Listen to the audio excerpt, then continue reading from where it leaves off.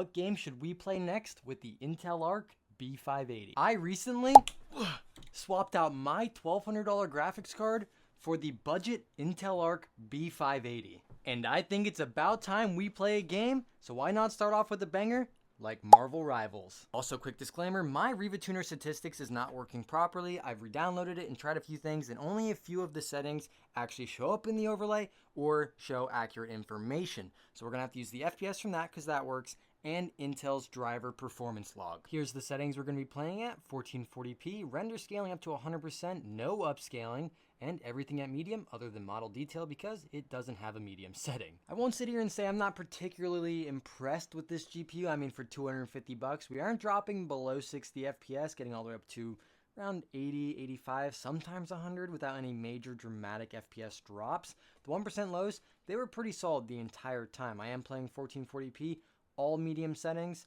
and I'm sure if I put on some XeSS, some upscaling, and then reduce those quality settings a little bit, the performance would be even better. But it's a competitive title, so I wanted to keep it competitive settings. Now, if you were keeping track of that performance overlay, you definitely noticed my GPU's utilization. It was at 100%, but my CPU utilization was also almost at 50%.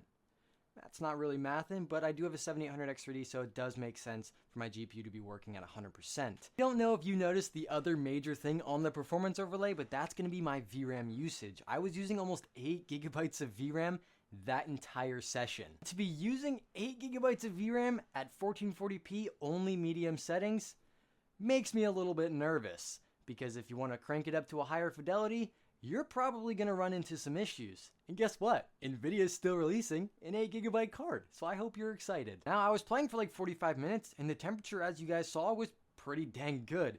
And it wasn't using that much power. I think it was under like 130 watts the entire time.